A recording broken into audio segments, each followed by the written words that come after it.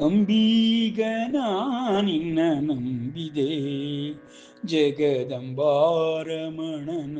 ನಂಬಿದೆ. ಅಂಬೀಗನ ನಿನ್ನ ನಂಬಿದೆ, ಜಗದಂಬಾರಮಣನ ನಂಬಿದೆ. ಅಂಬೀಗನ ನಿನ್ನ ನಂಬಿದೆ, ಜಗದಂಬಾರಮಣನ ನಂಬಿದೆ. ಹೊಳೆಯ ಭರವನೋಡಂಬಿಗ, ಅದರ ಸೆಳೆವು ಘನಾವಯ್ಯ ಅಂಬಿಗ.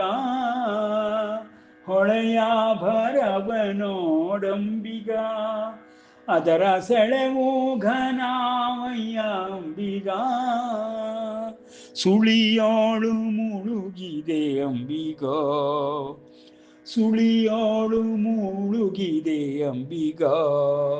ಅದ ಸೆಳೆದು ಕೊಂಡೊಯ್ಯೊ ನೀನಂಬಿಗ. ಸುಳಿಯೋಳು ಮುಳುಗಿದೆ ಅಂಬಿಗ, ಅದ ಸೆಳೆದು ಕೊಂಡೊಯ್ಯೊ ನೀನಂಬಿಗ. ಅಂಬಿಗನ ನಿನ್ನ ನಂಬಿದೆ, ಜಗದಂಬಾರಮಣನ ನಂಬಿದೆ. ಅಂಬಿಗನ ನಿನ್ನ ನಂಬಿದೆ, ಜಗದಂಬಾರಮಣನ ನಂಬಿದೆ. ಆರು ತೆರೆಯ ನೋಡಂಬಿಗ, ಅದು ಮೀರಿ ಬರುತ್ತಲಿದೆ ಅಂಬಿಗ. ಆರು ತೆರೆಯ ನೋಡಂಬಿಗ, ಅದು ಮೀರಿ ಬರುತ್ತಲಿದೆ ಅಂಬಿಗ. ಯಾರಿಂದಲಾಗದು ಅಂಬಿಗ, ಯಾರಿಂದಲಾಗದು ಅಂಬಿಗ. ಅದ ನಿವಾರಿಸಿ ದಾಟಿಸಂಬಿಗ. ಯಾರಿಂದಲಾಗದು ಅಂಬಿಗ, ಅದ ನಿವಾರಿಸಿ ದಾಟಿಸಂಬಿಗ. ಅಂಬಿಗನ ನಿನ್ನ ನಂಬಿದೆ, ಜಗದಂಬಾರಮಣನ ನಂಬಿದೆ. ಜಗದಂಬಾರಮಣನ ನಂಬಿದೆ.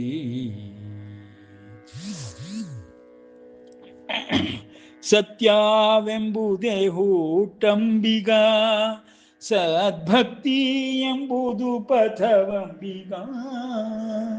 ಸತ್ಯವೆಂಬುದು ಹುಟ್ಟಂಬಿಗ, ಸತ್ಯವೆಂಬುದು ಹುಟ್ಟಂಬಿಗ. ಸದ್ಭಕ್ತಿ ಎಂಬುದೇ ಪಥವಂಬಿಗ. ನಿತ್ಯ ಮೂರುತಿ ನಮ್ಮ ಪುರಂದರ ವಿಠಲನ, ನಿತ್ಯ ಮೂರುತಿ ನಮ್ಮ ಪುರಂದರ ವಿಠಲ. ಮುಕ್ತಿ ಮಂಟಪಕ್ಕೊಯ್ಯೋ ಅಂಬಿಗ. ನಿತ್ಯ ಮೂರುತಿ ನಮ್ಮ ಪುರಂದರ ವಿಠಲನ, ಮುಕ್ತಿ ಮಂಟಪಕ್ಕೆ ಒಯ್ಯೋ ಅಂಬಿಗ. ಅಂಬಿಗನ ನಿನ್ನ ನಂಬಿದೆ, ಜಗದಂಬಾರಮಣನ ನಂಬಿದೆ. ಅಂಬಿಗನ ನಿನ್ನ ನಂಬಿದೆ, ರಂಬಾರಮಣನ ನಂಬಿದೆ. ಅಂಬಾರಮಣನ ನಂಬಿದೆ, ಜಗದಂಬಾರಮಣನ ನಂಬಿದೆ. ಶುಕ್ಲಾಂಬರಧರಂ ವಿಷ್ಣುಂ ಶಶಿವರ್ಣಂ ಚತುರ್ಭುಜಂ ಪ್ರಸನ್ನವದನಂ ಧ್ಯಾಯೇತ್ ಸರ್ವವಿಘ್ನೋಪಶಾಂತಯೇ. ಅಗಜಾನನ ಪದ್ಮಾರ್ಕಂ ಗಜಾನನ ಮಹರ್ನಿಶಂ ಅನೇಕದಂತಂ ಭಕ್ತಾನಾಂ ಏಕದಂತಮುಪಾಸ್ಮಹೇ. ತಮೇವ ಶರಣಂ ಗಚ್ಚ ಸರ್ವಭಾವೇನ ಭಾರತ, ತತ್ಪ್ರಸಾದಾತ್ ಪರಾಂ ಶಾಂತಿಂ ಸ್ಥಾನಂ ಪ್ರಾಪ್ಸ್ಯಸಿ ಶಾಶ್ವತಂ. ಸರ್ವಧರ್ಮಾನ್ ಪರಿತ್ಯಜ್ಯ ಮಾಮೇಕಂ ಶರಣಂ ವ್ರಜ, ಅಹಂ ತ್ವಾ ಸರ್ವಪಾಪೇಭ್ಯೋ ಮೋಕ್ಷಯಿಷ್ಯಾಮಿ ಮಾ ಶುಚಃ. ಇದಂ ತೇ ನ ತಪಸ್ಕಾಯ ನ ಭಕ್ತಾಯ ಕದಾಚನ, ನ ಚಾಶುಶ್ರೂಷವೇ ವಾಚ್ಯಂ ನ ಚ ಮಾಂ ಯೋऽಭ್ಯಸೂಯತಿ. ಅಂಬ ತ್ವಾಮನುಸಂದದಾಮಿ ಭಗವದ್ಗೀತೆ ಭವದ್ವೇಷಿಣಿ. ಇದುವರೆಗೆ ನಾವು ಭಗವದ್ಗೀತಾ ಜ್ಞಾನ ಅಭ್ಯಾಸದ ಪುನರಾವೃತ್ತಿ ಮಾಡುತ್ತಾ ವ್ಯವಸ್ಥಾತ್ಮಕವಾಗಿ ಮತ್ತು ಪ್ರಯೋಗಾತ್ಮಕವಾಗಿ ಪ್ರತಿಯೊಬ್ಬ ವ್ಯಕ್ತಿಗೂ ಹೇಗೆ ಈ ಗೀತಾ ಜ್ಞಾನ ಜೀವನಕ್ಕಾಗಿ, ಜೀವನ ನಿರ್ವಹಣೆಗಾಗಿ ಸಹಾಯ ಮಾಡುತ್ತದೆ ಎಂಬುದನ್ನು ನೋಡುತ್ತಾ 12 ಅಧ್ಯಾಯಗಳನ್ನು ನೋಡಿದ ನಂತರದಲ್ಲಿ ತಿಳಿದು ಬರುವುದು ಪರಮಾತ್ಮನ ಬಗ್ಗೆ, ಆತ್ಮನ ಬಗ್ಗೆ ಮತ್ತು ಧರ್ಮ ವ್ಯವಸ್ಥೆಯ ಬಗ್ಗೆ ಮಾತ್ರ ಹೇಳುವಂತಹ 12 ಅಧ್ಯಾಯದ ವಿಷಯಗಳು ಈಗ 13ನೇ ಅಧ್ಯಾಯ ಕ್ಷೇತ್ರಜ್ಞ ಯೋಗದಲ್ಲಿ ತಿರುವನ್ನು ಪಡೆದುಕೊಂಡು ಕ್ಷೇತ್ರವಾಗಿ ಶರೀರವನ್ನು, ಕ್ಷೇತ್ರಜ್ಞನಾಗಿ ಈ ಶರೀರದಲ್ಲಿ ವಾಸ ಮಾಡುವವನನ್ನು ಭಗವಂತನು ಪರಿಚಯ ಮಾಡುತ್ತಾ 12 ಅಧ್ಯಾಯಗಳಲ್ಲಿ ಕ್ಷೇತ್ರಜ್ಞನ ಬಗ್ಗೆ ಎಲ್ಲವನ್ನು ತಿಳಿದುಕೊಂಡೇ ಆ ಕ್ಷೇತ್ರಜ್ಞನ ಪ್ರಭಾವ ಕ್ಷೇತ್ರದ ಮೇಲೆ ಆಗಬೇಕು, ಹೇಗೆ ಆಗಬೇಕು, ಕ್ಷೇತ್ರವೆಂದರೆ ಏನು, ಕ್ಷೇತ್ರಜ್ಞನ ಪ್ರಭಾವಕ್ಕೆ ಅದು ಒಳಗಾಗಿದೆಯೋ ಇಲ್ಲವೋ ಎಂಬುದನ್ನು ತಿಳಿಯುವುದು, ಕ್ಷೇತ್ರ ತಂತಾನೇ ಯಾವುದೇ ಆಗಲಿ ಚಟುವಟಿಕೆಗಳಲ್ಲಿ ತೊಡಗಿಕೊಂಡಿದೆಯೋ ಇಲ್ಲ ಕ್ಷೇತ್ರಜ್ಞನ ಅಂತೆ ಎಲ್ಲವನ್ನು ನಡೆಸಿಕೊಂಡು ಹೋಗುತ್ತಿದೆಯೋ ಎಂಬುದನ್ನು ತಿಳಿಯುವ ಉದ್ದೇಶದಿಂದ ಪಾರಮಾರ್ಥಿಕ ಜ್ಞಾನವನ್ನು, ಈ ಬ್ರಹ್ಮವಿದ್ಯೆಯನ್ನು, ಯೋಗಶಾಸ್ತ್ರವನ್ನು 12 ಅಧ್ಯಾಯಗಳಲ್ಲಿ ಹೇಳಿದ ಪರಮಾತ್ಮನು ಇದು ಪ್ರಸ್ತುತ ನಮ್ಮ ಜೀವನಕ್ಕೆ, ಪ್ರತಿಯೊಂದು ಜೀವಿಯ ಜೀವನಕ್ಕೆ ಹೇಗೆ ಅಳವಡಿಸಲ್ಪಟ್ಟಿದೆ ಎಂಬ ವಿವರಗಳನ್ನು ಕೊಡಲು ಕ್ಷೇತ್ರವೆಂಬ ಪದದಿಂದ ಆರಂಭಿಸುತ್ತಾನೆ. ಕ್ಷೇತ್ರಜ್ಞಂ ಚಾಪಿ ಮಾಂ ವಿದ್ಧಿ. ಮೊದಲನೆಯ ಶ್ಲೋಕದಲ್ಲಿ ಇದಂ ಶರೀರಂ ಕೌಂತೆಯ ಕ್ಷೇತ್ರಮಿತ್ಯಭಿಧೀಯತೆ ಎಂಬುದಾಗಿ ಹೇಳುತ್ತಾ, ಅಪ್ಪ, ಈಗ ಶರೀರದ ವಿಷಯದಲ್ಲಿ ಮಾತನಾಡುವಂತಹ ಸನ್ನಿವೇಶವು ಉಂಟಾಗಿದೆ. ಇದುವರೆಗೆ ನೀನು ಕೇಳಿದಂತಹ ಆತ್ಮ ಪರಮಾತ್ಮ ಅಥವಾ ಕ್ಷೇತ್ರಜ್ಞರ ವಿಷಯಗಳನ್ನು ಮನಸ್ಸಿನಲ್ಲಿಟ್ಟುಕೊಂಡ ನಂತರ ಈಗ ಕ್ಷೇತ್ರವನ್ನು ತಿಳಿದುಕೊಳ್ಳಬೇಕು, ಅಂದರೆ ಶರೀರವನ್ನು ತಿಳಿದುಕೊಳ್ಳಬೇಕು. ಪ್ರತಿಯೊಬ್ಬರೂ ಈ ಶರೀರದಲ್ಲಿ ವಾಸ ಮಾಡುತ್ತಿದ್ದೇವೆ. ಆ ವಾಸ ಮಾಡುತ್ತಿರುವಂತಹ ಕ್ಷೇತ್ರಜ್ಞನು ಬೇರೆ ಯಾರೂ ಅಲ್ಲಪ್ಪ, ನಾನೇ. ಆದರೆ ಆ ನಾನು ಕ್ಷೇತ್ರಜ್ಞ ಎಂದು ಹೇಳಿಕೊಳ್ಳುವ ಪರಮಾತ್ಮನ ಮಾತುಗಳನ್ನು ಸರಿಯಾಗಿ ಗಮನಿಸಿದಾಗ ಎಲ್ಲ ಕ್ಷೇತ್ರಗಳಲ್ಲಿರುವಂತಹ ನಾನು ಮಾಂ ವಿದ್ಧಿ ಸರ್ವಕ್ಷೇತ್ರೇಷು, ಎಲ್ಲ ಕ್ಷೇತ್ರಗಳಲ್ಲಿದ್ದ ನಾನು ಮಾತ್ರ ಸಮಷ್ಟಿ ರೂಪದಲ್ಲಿ ಪ್ರಕಟಗೊಳ್ಳುತ್ತಿರುತ್ತೇನೆ. ಒಂದೊಂದೇ ಶರೀರದಲ್ಲಿರುವಂತಹ ಕ್ಷೇತ್ರಜ್ಞನನ್ನು ನೀನು ಪರಬ್ರಹ್ಮ, ಪರಮಪುರುಷ, ಪರಮಾತ್ಮ ಎಂಬುದಾಗಿ ಗೊಂದಲ ಮಾಡಿಕೊಳ್ಳಬಾರದು. ಎಲ್ಲ ಕ್ಷೇತ್ರಗಳಲ್ಲಿಯೂ ಇರುವಂತಹ ನಾನು ಕ್ಷೇತ್ರಜ್ಞನಾಗಿ ಏಕಸಮವಾಗಿಯೇ ಇರುತ್ತೇನೆ. ಇದರಲ್ಲಿ ಯಾವ ದೋಷಗಳೂ ಇರುವುದಿಲ್ಲ. ಎಂಬ ಅರ್ಥದಲ್ಲಿ ಪರಮಾತ್ಮನು ಹೇಳುತ್ತಿದ್ದಾನೆ. ಈ ಅರ್ಥೈಸುವಿಕೆಯಿಂದಾಗಿ ಭಗವದ್ಗೀತೆ 3 ಭಾಗಗಳಾಗಿ ಆಚಾರ್ಯರುಗಳಿಂದ ಹೇಳಲ್ಪಟ್ಟಿತು. ಆಚಾರ್ಯ ತತ್ವವೇ ಪ್ರತಿಪಾದ್ಯವೆಂಬುದಾಗಿಯೂ ದ್ವೈತ ಅದ್ವೈತ ವಿಶಿಷ್ಟ ಅದ್ವೈತಗಳು ಹುಟ್ಟಿಕೊಂಡ ರೀತಿ ಭಗವಂತನ ವಾಣಿಯನ್ನು ಅರ್ಥೈಸುವ ಪರಿಯಿಂದ ಕೂಡಿದೆ. ಇಲ್ಲಿ ಸರಿಯಾಗಿ ನಾವು ಅರ್ಥ ಮಾಡಿಕೊಂಡರೆ ಸಮಷ್ಟಿಯ ರೂಪದಲ್ಲಿ ಎಲ್ಲ ಕ್ಷೇತ್ರಗಳಲ್ಲಿ ಇರುವಂತಹ ಕ್ಷೇತ್ರಜ್ಞನೇ ಕಾರ್ಯನಿರ್ವಹಿಸುತ್ತಾನೆ. ಸಂಘೇ ಶಕ್ತಿ ಕಲೌ ಯುಗೆ ಎಂಬ ಮಾತುಗಳನ್ನು ನಾವು ಜ್ಞಾಪಕದಲ್ಲಿಟ್ಟುಕೊಳ್ಳಬೇಕು. ಕಲಿಯುಗದಲ್ಲಿ ಸಂಘದಿಂದ ಮಾತ್ರ ಶಕ್ತಿಯ ಸದುಪಯೋಗವಾಗುತ್ತದೆ.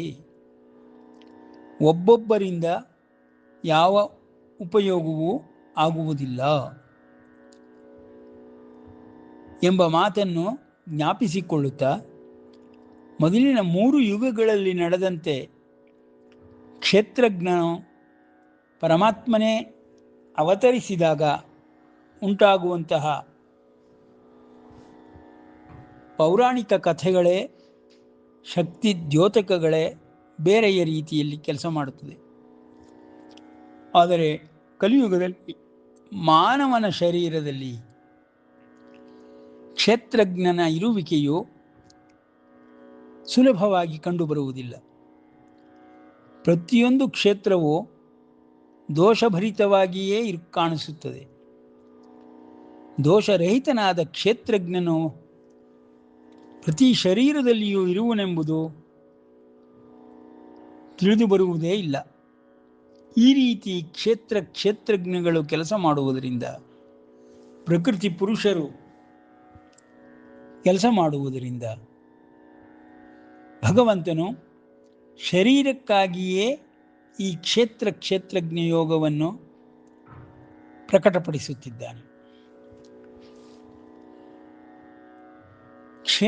ಕ್ಷೇತ್ರಜ್ಞಯೋರ್ಜ್ಞಾನಂ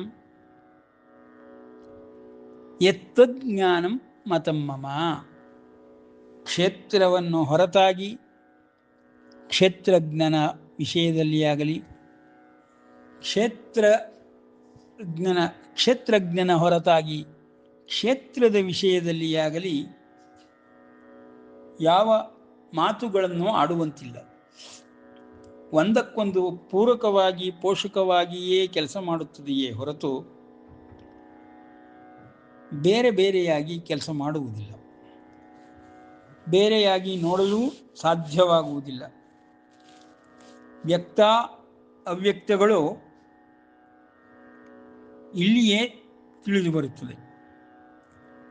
ಕ್ಷೇತ್ರಜ್ಞನು ವ್ಯಕ್ತ ರೂಪದಲ್ಲಿದ್ದಾನೆ ಎಂದರೆ ಕ್ಷೇತ್ರದಲ್ಲಿದ್ದಾನೆ ಎಂಬುದಾಗಿಯೇ ಅರ್ಥ, ಶರೀರದಲ್ಲಿದ್ದಾನೆ ಎಂಬುದಾಗಿಯೇ ಅರ್ಥ. ಶರೀರದಲ್ಲಿರುವಂತಹ ಕ್ಷೇತ್ರಜ್ಞನು ಕಾಣಸಿಗುತ್ತಿಲ್ಲ, ಇಂದ್ರಿಯ ಗೋಚರನಲ್ಲ ಎಂದರೂ ಕ್ಷೇತ್ರದ ಮೂಲಕವೇ ಅವನನ್ನು ತಿಳಿಯಬೇಕಾಗಿದೆ. ಕ್ಷೇತ್ರಜ್ಞನು ಕ್ಷೇತ್ರದಲ್ಲಿ ವಾಸಿಸುವಂತೆ ಈ ವ್ಯವಸ್ಥೆಯನ್ನು ಮಾಡಿಟ್ಟಿದ್ದಾನೆ. ಅದನ್ನೇ ಪರಮಾತ್ಮನು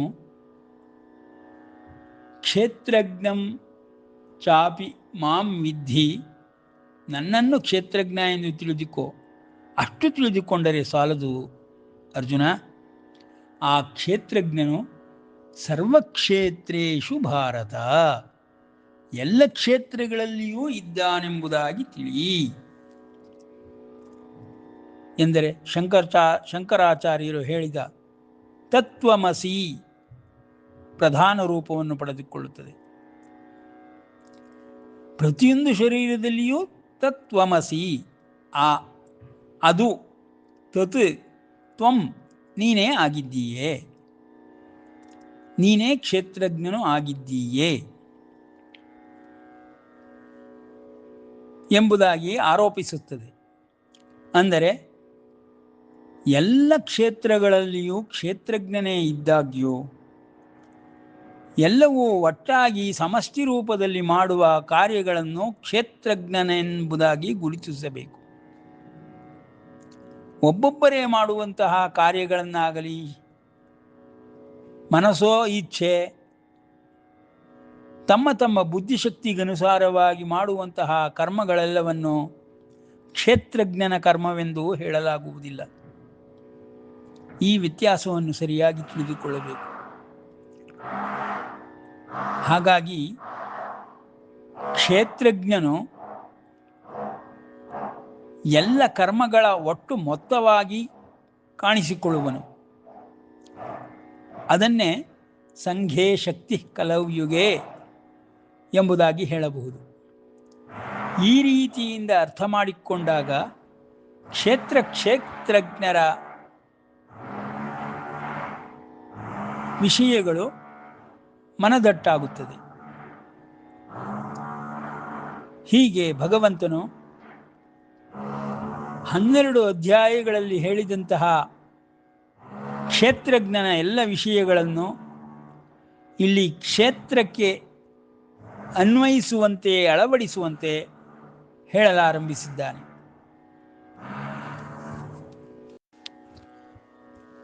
ಇದಂ ಶರೀರಂ ಕೌಂತೆಯ ಕ್ಷೇತ್ರಂ ಇತ್ಯಭಿಧೀಯತೆ ಏತದ್ಯೋ ವೇತ್ತಿ ತಂ ಪ್ರಾಹುಃ ಕ್ಷೇತ್ರಜ್ಞ ಇತಿ ತದ್ವಿದಃ ಕ್ಷೇತ್ರಜ್ಞಂಚಾಪಿ ಮಾಂ ವಿದ್ಧಿ ಸರ್ವಕ್ಷೇತ್ರೇಷು ಭಾರತ ಕ್ಷೇತ್ರಜ್ಞಯೋರ್ಜ್ಞಾನಂ ಯತ್ತಜ್ಞಾನಂ ಮತಂ ಮಮ.